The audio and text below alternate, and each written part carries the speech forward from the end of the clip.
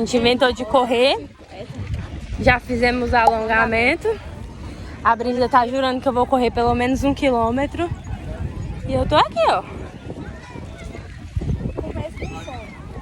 Começo de um sonho. Vamos ver se vai dar tudo errado ou tudo certo. Ó, a Brígida conseguiu fazer eu correr primeiro os 10 metros. Vamos ver quanto eu aguento. Gente, por que eu inventei de fazer essas coisas? Eu podia ter deixado só pra 2025, não podia? Não, podia não.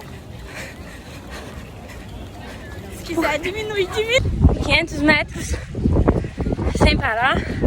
A Brígida de boa. E minha respiração, ó. Gente, que loucura.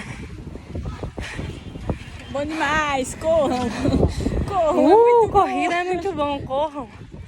A gente encerrou nos 1 quilômetro. Brígida disse que foi minha aula inaugural. Agora a gente vai fazer o quê? Foi açaí.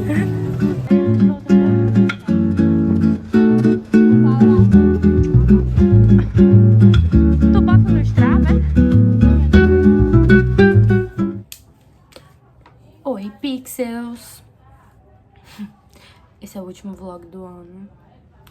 E eu acho incrível o quanto toda vez que eu apareço aqui... Deixa eu botar isso mais pra cá.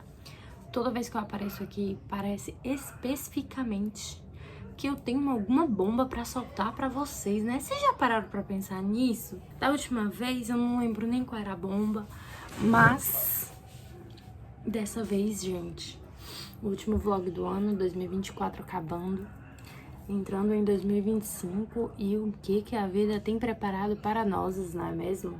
Falando em bomba, a bomba desse ano foi que eu saí do emprego. Então, estou aqui participando do clube das pessoas que só estudam e não trabalham pela primeira vez em pelo menos 4 anos na minha vida, né? Eu trabalho desde que eu saí do ensino médio, então eu voltei a só estudar. Eu acho que não só estudar, eu tava até conversando sobre isso com algumas pessoas, porque assim, eu não estou mais de carteira assinada, mas eu estou trabalhando do mesmo jeito, porque eu voltei a fazer maquiagem, eu abri uma lojinha de maquiagem, então eu estou vendendo produtos de maquiagem. E eu me questiono sobre se isso é trabalho ou não, porque às vezes algumas pessoas perguntam pra mim se eu tô trabalhando ou não, e aí eu digo, então, eu tô trabalhando, eu não tô de carteira assinada, né? Então, fica aí o grande questionamento da minha vida. Eu considero que sim, mas para fins governamentais eu estou sem trabalhar, eu estou apenas estudando. E eu também consegui uma bolsa, participo de uma bolsa de pesquisa na faculdade. Uma bolsa de, na verdade não é uma bolsa de pesquisa, uma bolsa de inovação e tecnologia. E a gente produz materiais para os professores do MEC, né? A gente produz esse vídeo. É na área do audiovisual, eu trabalho como apresentadora, assim que a gente terminar alguns trabalhos eu consigo mostrar pra vocês. Então a vida foi assim, né? Saí do emprego e pensei no porquê que eu tava fazendo isso. Eu saí muito porque precisava terminar o meu TCC, que eu não tinha sequer começado, e eu sabia que eu não ia conseguir isso no trabalho, porque lá onde eu trabalhava eu tava como coordenadora de marketing, então eu tinha muita coisa pra fazer sozinha, eram muitas funções, né, muitas responsabilidades, e eu acho que não era o momento, porque eu tô terminando a faculdade. Eu acho que essa época, tudo que eu não consegui fazer na faculdade, né, por conta do trabalho, na época eu trabalhei desde o começo da faculdade, eu passei na faculdade já trabalhando, e eu acho que tudo o que aconteceu, eu meio que, não gosto de dizer que eu empurrei com a barriga, mas nesse final do curso eu não consigo mais ter a mesma não preocupação com a faculdade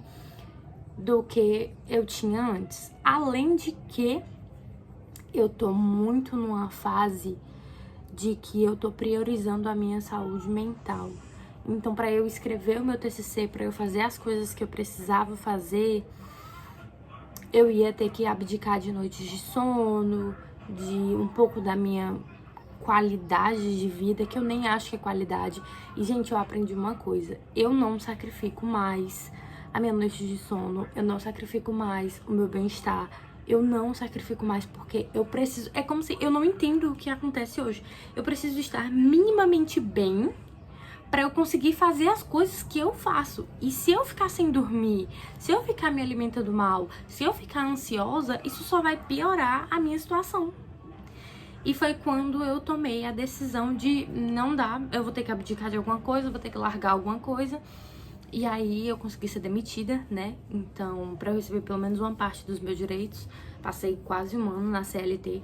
Infelizmente não vou conseguir receber seguro, porque se você tá com a carteira assinada pela primeira vez, você precisa passar pelo menos um ano na CLT pra conseguir receber seu seguro.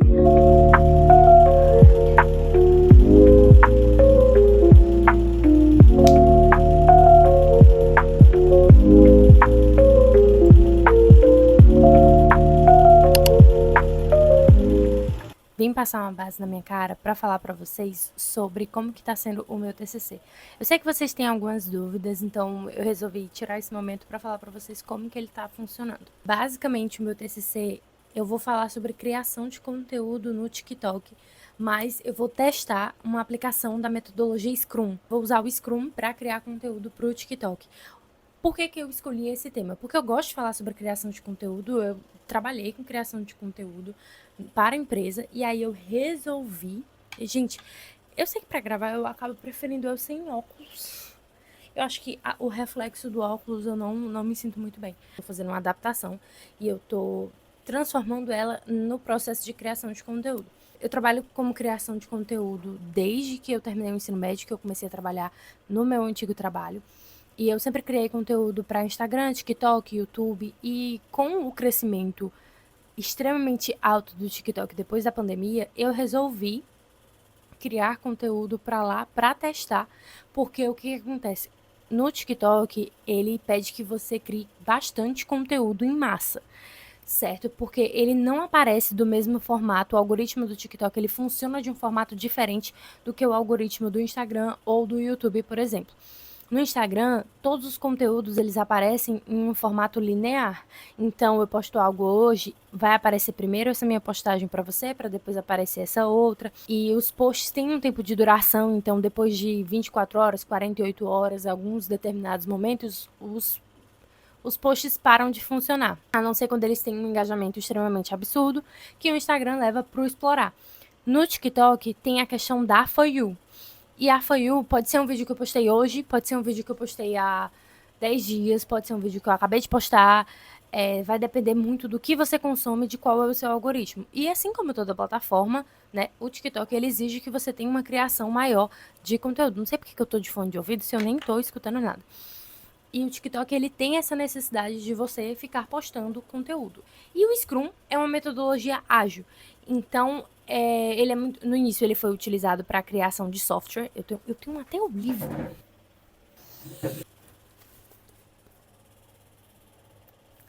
Foi desse livro aqui que eu tirei. Eu vi como que eu tive essa ideia. Aqui minhas anotações. Eu tive essa ideia numa cadeira de engenharia de software, porque o Scrum inicialmente ele foi criado para criação de software, então foi tudo para criação de software, né, que antes era utilizado o método de cascata. E quando eu vi que o autor, né, o Jeff Sutherland, eu não sei falar o nome dele, disse que o Scrum ele pode ser adaptado para tudo. No livro, ele usa exemplos de que o Scrum foi utilizado para combater a fome no mundo, poderia ser usado, né, para combater a fome no mundo.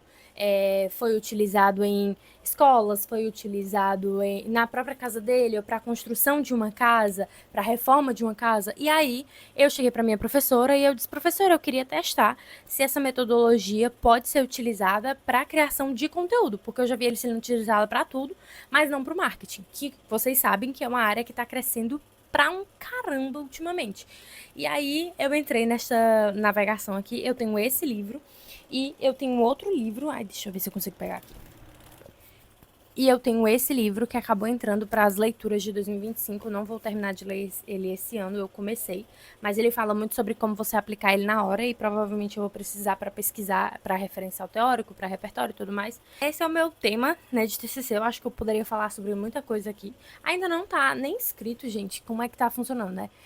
Na verdade, eu tô escrevendo já. Quando a gente tem uma cadeira no SMD chamado Projeto de Trabalho Final, que é um projeto do TCC. Ainda não é o TCC, é o projeto do TCC.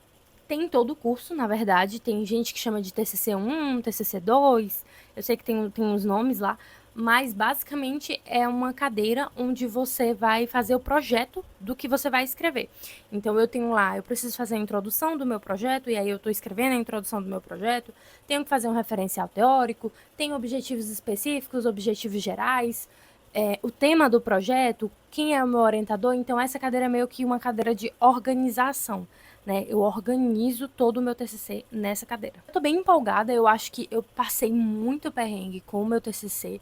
Eu tive 2 orientadores já, essa é a minha terceira orientadora, porque minha primeira orientadora, a gente tentou fazer alguma coisa juntas, eu ia falar algo na área do marketing, só que ela era muito pro jornalismo. Acabou que eu fui conversar com ela e eu dispensei uma orientadora. Eu disse, professora, eu sinto muito, mas eu não tô conseguindo encontrar algo que case com a gente. Então, eu fiquei muito triste, porque eu gosto muito dela, mas não deu certo. E aí, eu fui atrás de um professor para fazer uma instalação multimídia. E o meu professor passou num doutorado. Eu fiquei muito feliz que ele passou no doutorado, mas ele me abandonou. Então, cheguei para ele e eu falei, o nome dele é Diego top, meu professor de design de som. Diego, vou fazer uma instalação multimídia. E ele, tá, vamos pensar e tal. E aí, o que foi que aconteceu? O Diego passou no doutorado, foi embora. Do nada, chegaram, e aí, tu tá sabendo que o Diego vai embora? E eu disse, como assim? Eu tô gravando. Tchau, cheiro. Tchau, já vai? É pra onde? Vai se embora de manhã? De manhã? Acho que é. Que hora? E aí o Diego passou. Eu soube que o Diego tinha passado no doutorado. Eu sempre falo mestrado. Que o Diego tinha passado no doutorado. Fui falar com ele, eu disse, Diego, como assim? Aí ele, é isso mesmo, eu não tava sabendo, mas passei. Aí você vai me abandonar? Você vai quando? Aí ele, não, no próximo semestre eu já vou. E aí não dava mais pra mim. Então eu tive que trocar de orientador de novo. E aí eu fiquei sem rumo, sem história, sem nada. Eu fiquei sem saber o que fazer.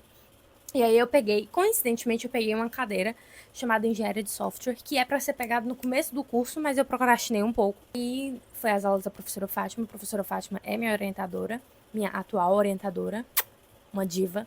E foi quando ela falou dessa metodologia e eu quis testar. Então esse foi um resumão, assim, de como eu cheguei até o meu TCC.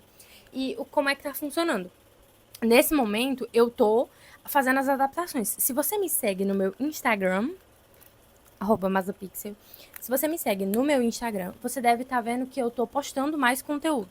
Eu tô meio que adaptando. Eu posto inicialmente no TikTok e aproveito algumas coisas pro Instagram, porque o meu objetivo é fazer com que eu teste essa metodologia.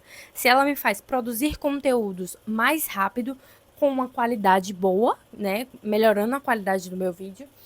E ver como é que ele vai. E eu adapto tudo do Scrum. Então, Daily Scrum, o Sprint, o PO, os stakeholders, as user stories. Você deve estar pensando, pelo amor de Deus, mas o que você está falando?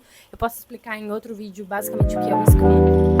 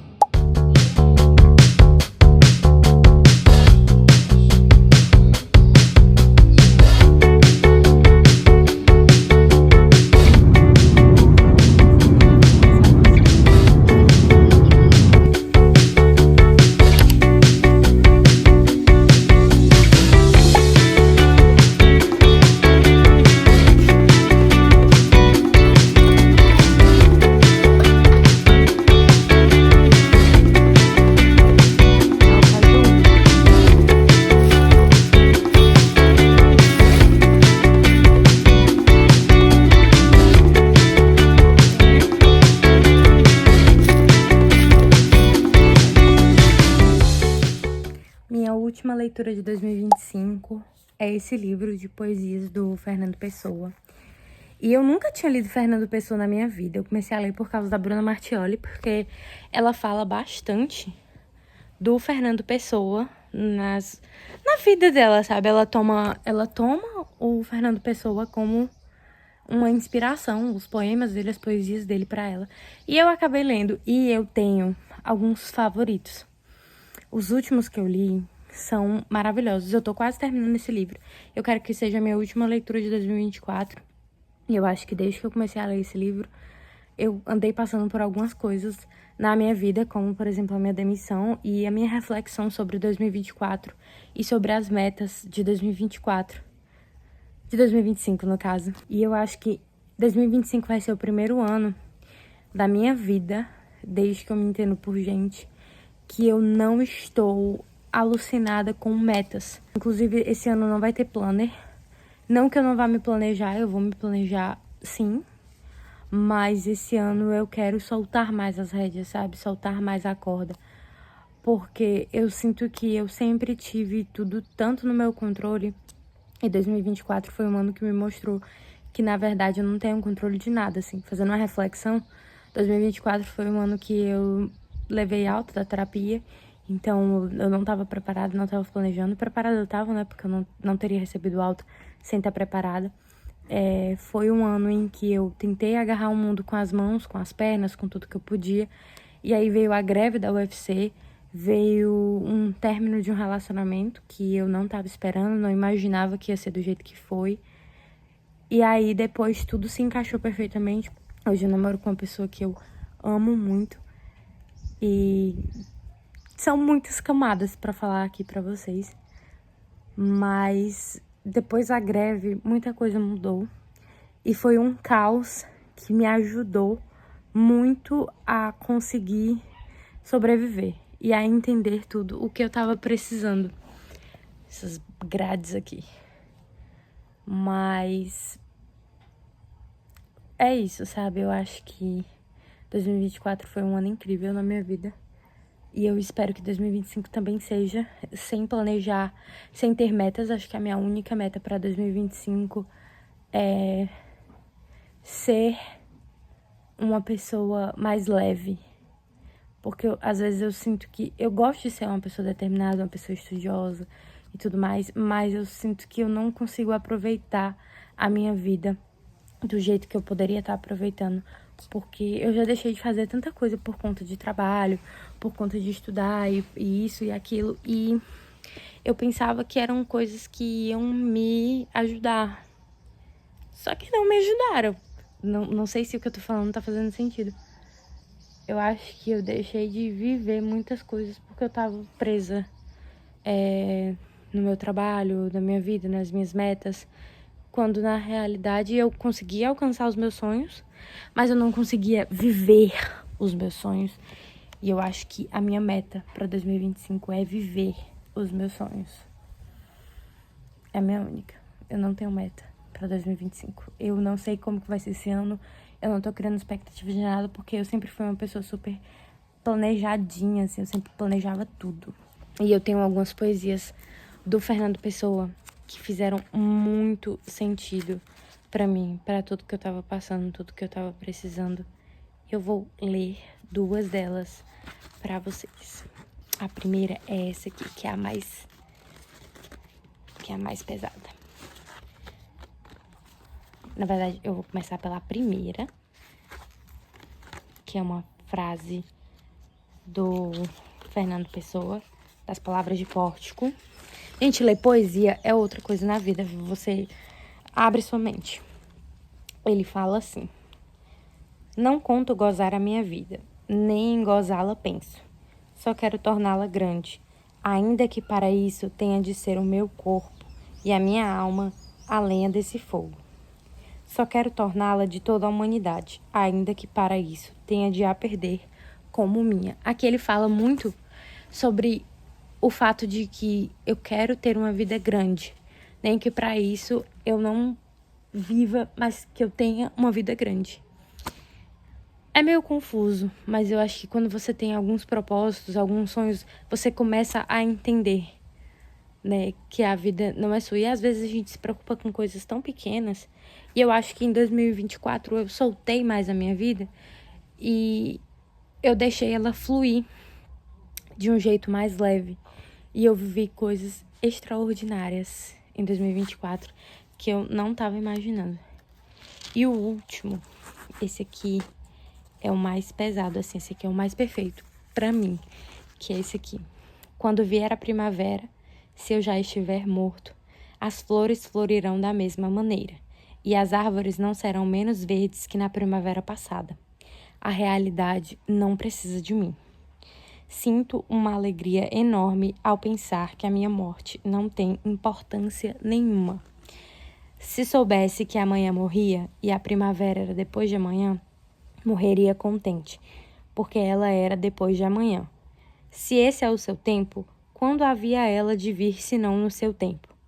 Gosto que tudo seja real e que tudo esteja certo. E gosto porque assim seria, mesmo que eu não gostasse. Por isso, se morrer agora, morro contente, porque tudo é real e tudo está certo. Podem rezar em latim sobre o meu caixão se quiserem. Se quiserem, podem dançar e cantar à roda dele. Não tenho preferências para quando já não puder ter preferências. O que for, quando for, é que será o que é. Não quero ter controle sobre a minha vida, não quero pensar que tudo depende de mim. Se eu morrer amanhã ou depois de amanhã, a primavera ainda vai existir. E eu fico feliz com isso, porque nada depende de mim. Eu sou apenas eu na minha existência. Esse acho que vai ser o meu pensamento de 2025. E eu tô encerrando o vlog por aqui. É isso, eu espero que vocês tenham gostado desse vlog. Foi um vlog bem diferente, eu tô tentando gravar vlogs mais leves, assim. E é isso. Um beijo e até a próxima.